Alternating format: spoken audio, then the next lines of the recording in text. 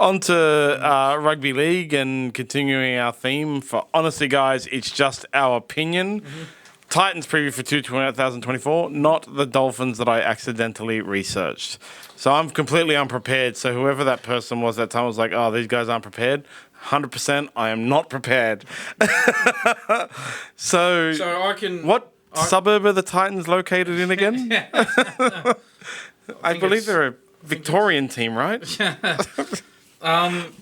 So I've gone through what I do with the Bulldogs. I've done the same with the Titans, and I've named a predicted or a likely round one team. So I'll just run you through that.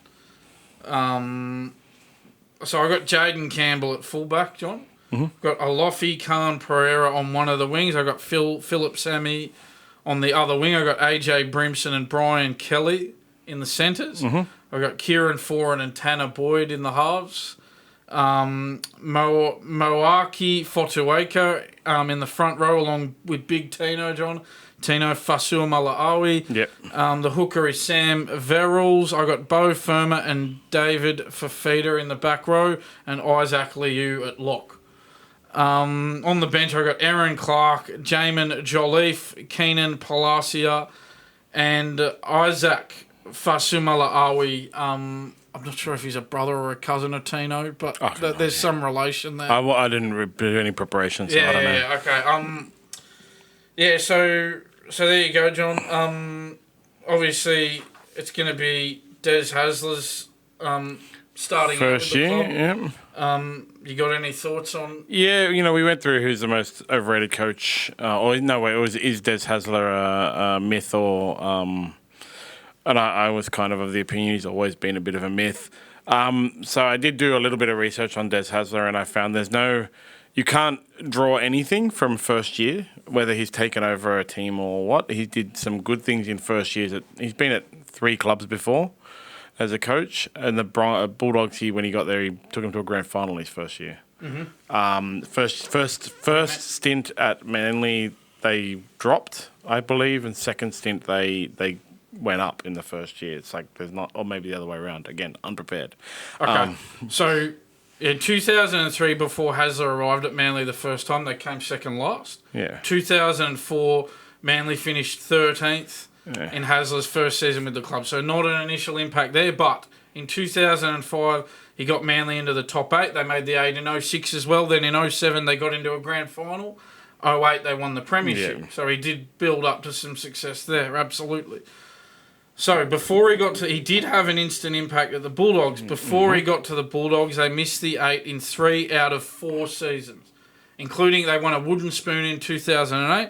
They missed the 8 in 2010 and 2011. He took over in 2012, made the grand final, made another grand final in 2014. So made 2 grand finals in his first 3 seasons, coming into a team that struggled to make the top 8. So I think he had an impact there. In 2018, Manly finished second last. He took over in 2019 and they reached the finals. So he does, I guess, in 2 of these stints, he has had an immediate impact. In one of them, he has not. And if the one he didn't have an immediate impact was when he was debut. He hadn't learned anything yet, right? So you can't really draw much of a conclusion from that, him not having an immediate impact, because he's also had clubs where he's had an immediate impact, and he's not having an immediate impact was 2003, 2004. Yeah, it's a long time ago. Yeah, so you never know what Des is going to do. You never know what how the team is going to play once Des takes over. He might turn 2 forwards into the halfbacks. He'll have some sort of trick shot up his sleeve, John. Now they don't have, on paper, they don't have the best team. No. They don't have the worst. No, not the worst, but I think they're heading that way. They don't sit. I don't just think they sit in the middle. I think they sit a little bit lower when it comes to from a team. What happened to David Fafita? He's there, right? Yeah, he's in the back row. Yeah, he was in the back row in that. So it's a big waste of money. Team I put together. Yeah. It's a big waste of money. Now their draw is actually one of the worst. Yeah, I've got some notes on their draw. Yeah. So they play the teams they play twice: the Dolphins, Cowboys, and Broncos. The Warriors, Knights, Sharks, Dragons, and the Sea Eagles. Yeah, so some easy ones and some super hard ones in there. Yeah. They play 12 top 8 teams. Well, 2023 top 8 teams. 12, which is and how many games they play it's actually quite a lot.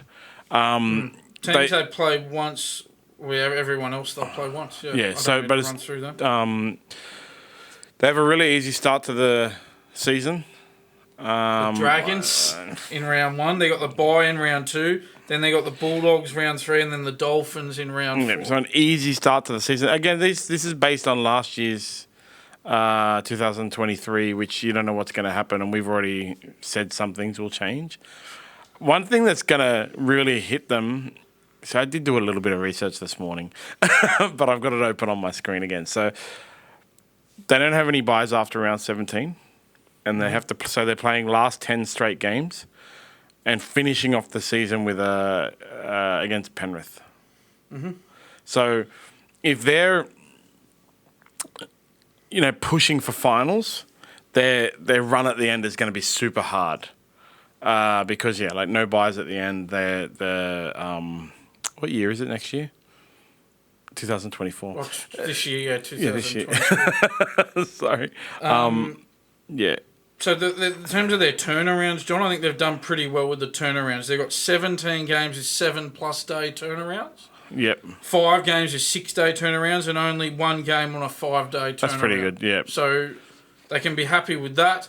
They've got 1 Thursday game, 2 Friday games, 12 Saturday games, and 9 Sunday games. So I think the fact that a lot of their games are Saturday or Sunday, that's helping them with the turnarounds. Yeah. The free-to-air network, Channel 9, obviously don't find them very appealing, John. Their run home, because I have done a little bit of research on every team to pick my ladder for the year, right? And this is one of the things that was noted to me about the Titans is their run home. That's what's really going to kill them. With that, no buys in the last 10 rounds. Their last 6 are Broncos, then Sharks, then Dragons, then Roosters, then Knights, then Panthers. So if they're in the middle of a fighting for the 8 type situation, I can't see them making the 8 actually, because their run home is going to kill them. It's going to knock them way down. Like I said, no buys. They've got one of the hardest runs home actually across all the clubs. If the last year's ladder holds true, right? And that was the other really thing about them. They just haven't done any recruitment because... Yeah, Keenan Palacia and Harley Smith-Shields, John. That's it. Because Des Hasler, that's pretty typical of Des Hasler when he comes in, right? He doesn't do a lot of recruitment in the first year, but then he screws the salary cap the next year. Well, he recruits really well the next year and then screws the salary cap up 5 years down the track. Well, he'll have a plan, John. Don't worry about 100%. it. But Keenan Palacia, Harley Smith-Shields, their gains, their losses. Aaron Booth, Patrick Herbert, Cruz, Leeming, Sam McIntyre, Thomas, McKaylee, and of course Toby Sexton to the Bulldogs. They haven't really lost anyone. They haven't really gained anyone. But I would expect that next year they'll be big in the player market. They did extend David Fafita as well. It's just such a big waste of money. He's been such a letdown to me. Look, I can't see him with a lot of movement. What did they finish last year? So they finished 14th. One above the Bulldogs. 14th. Yeah, 14th. I can't see them. I think Des Hasler is going to do something to them that will make them really unique based on their team. He'll have some weird plan that other teams won't be able to comprehend, won't be able to work out, and it's going to take them a while to work out. Yeah. But that run home will really kill them at the back end of the season. So I expect actually a quick, rapid climb. And they got an easy opening, a cushy opening. They're going to beat the Dragons probably, and they're going to have a bye. Then they're going to have a go against the Bulldogs, which they'll probably beat. Based on last year. Then the Dolphins, which is easy, another easy one.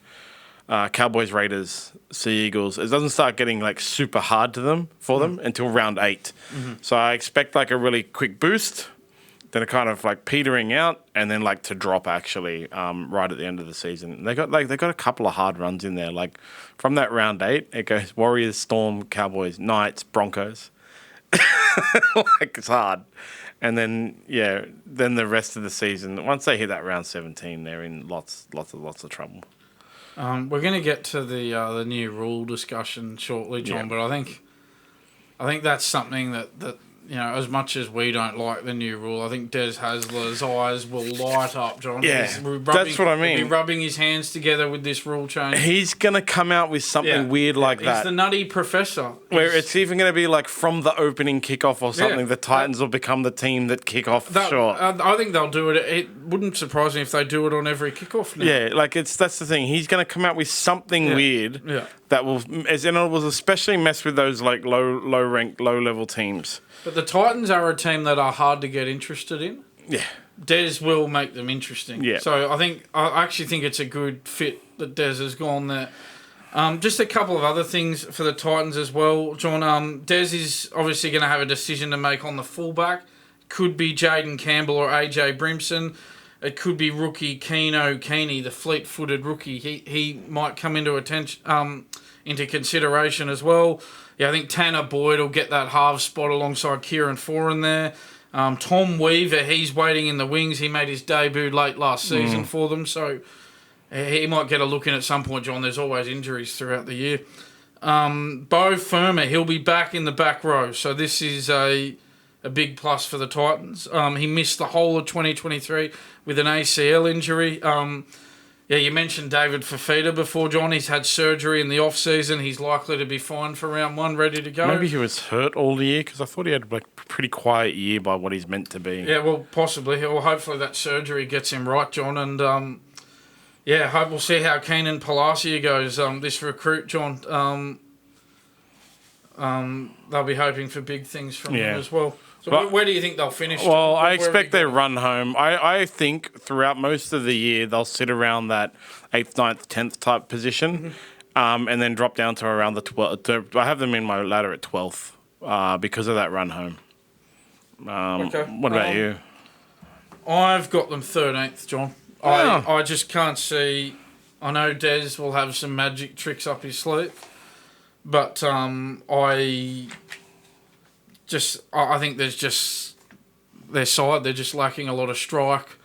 Kieran Foran, we all know the class of player Kieran Foran is, but I'm surprised he's still playing at this point, John. I'm surprised his body hasn't completely broken down on him at this point. Came close. I think he can't have long left in his career, John. And, Big Tino will do a job for them up front. As you said, they need more from David Fafita. But Kieran Foran's 33. Surely this will be his last year. Yeah, it's 33 going on 40, I think, John, with all the injuries he's had. But apart from that, John, apart from Foran, who's breaking down, Big Tino and Dave Fafita, who, again, as you said, hasn't hit his straps for a little while now. There's really not much to sort of crow about from a Titans that's what I mean. They don't have the worst team. Yeah. But they don't have a good team. A team that you look at and go, "Oh, that's a good team." Yeah, I wouldn't give a Des Hasler coach team the spoon. I don't think Des Hasler coach teams win the spoon. This is Kieran Foran's last year on his contract as well. Yeah, I think so this will be his last year. I think it will most definitely be his last year, John. But I'll slot them in at number 13 on our So our ladder so far for Dan is Bulldogs 12th, Titans 13th, Dragons 14th. So nice. Tigers 17th. Copping a lot of flack for that one, by the way. Sorry. You're copping a lot of flack for that one. Having the Dragons the Titans, the Tigers at 17th. Oh, am I? Then I have the Bulldogs at 11th, the Titans at 12th, the Tigers at 15th, and the Dragons at 17th, that no one seems to care about. That's our preview. Next week it will be the Dolphins that I have lots of notes for. Wayne Bennett coached the Dolphins. Yeah, you won't need to do any prep for that one. Cool. I got the Sunday off. No, wait, it's Wednesday. Wednesday off.